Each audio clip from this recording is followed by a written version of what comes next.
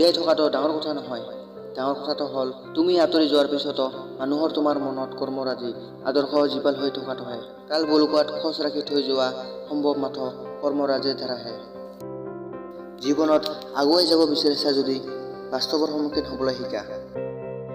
সেইজন প্ৰকৃত সাহসী যিজনে নিজৰ ব্যৰ্থতাৰ কথা অকপট স্বীকাৰ কৰিব পাৰে আৰু সেই ব্যৰ্থতাৰ শিক্ষাৰে সফলতাৰ পথত বাট বুলিব পাৰে। আত্মবিশ্বাস আৰু কাৰ্যদক্ষতাৰে আমি নিজৰ ভাগ্য নিজে লিখি লোৱা উচিত। ইয়াৰ বিপৰীতে বৰ্তমানৰ পৰিস্থিতিয়ে আমাৰ ভাগ্য লিখি দিব।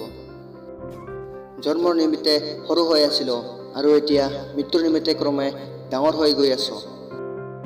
ধনৱান ব্যক্তি হ'বলৈ একখন সংগ্ৰহণ কৰিব লগা হয় আৰু সফল ব্যক্তি হ'বলৈ একখন উপয়োগ কৰিব লগা হয়। জীৱনটো শৈশৱৰ লাষ্ট চিনৰ নিচিনা।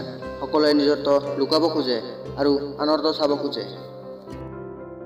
আমাৰ চকু জুৰিয়ে সাধাৰণতে সেইবোৰ বস্তুৱে পচন্দ কৰে যাক পাবলৈ বহুত কঠিন। ব্যক্তি এজনে জীৱনৰ দুটা বস্তুৰ লগতে হাৰি যায়। এটা হ'ল সময় আৰু আনটো হ'ল প্ৰেম। সময় কেতিয়াও কাৰো নহয় আৰু প্ৰেম কেতিয়াও সকলোৰে নহয়।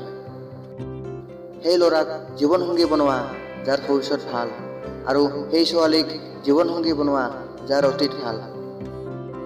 এটাৰ লগত আনটো খপ জোৰা লগাই গ'লে শিকিলি তৈয়াৰ হৈ যায়। কৰ্ম আৰু পৰিশ্ৰমক জোৰা লগাই গ'লে ভাগ্য তৈয়াৰ হৈ যায়।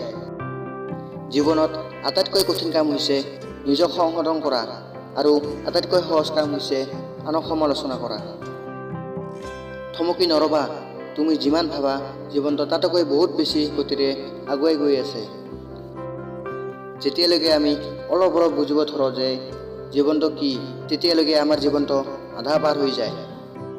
সফলতাই আমাক জগতখনৰ লগত পৰিচয় কৰাই দিয়ে আৰু অসফলতাই জগতখনক আমাৰ লগত পৰিচয় কৰাই দিয়ে।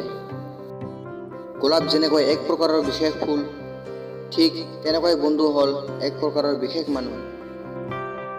আমাৰ জীৱনত কেতিয়াবা এনেকুৱা সময় আহে য'ত আমি বাছনি কৰিব লগা হয় যে কিতাপখনৰ পাত লুটিয়াম নে কিতাপখন বন্ধ কৰিম। ভালদৰে নিৰীক্ষণ কৰিলে দেখা যায় যে কোনো আপোন নহয় আৰু মনত ভাবি ল'লে দেখা যায় যে কোনো পৰ নহয়।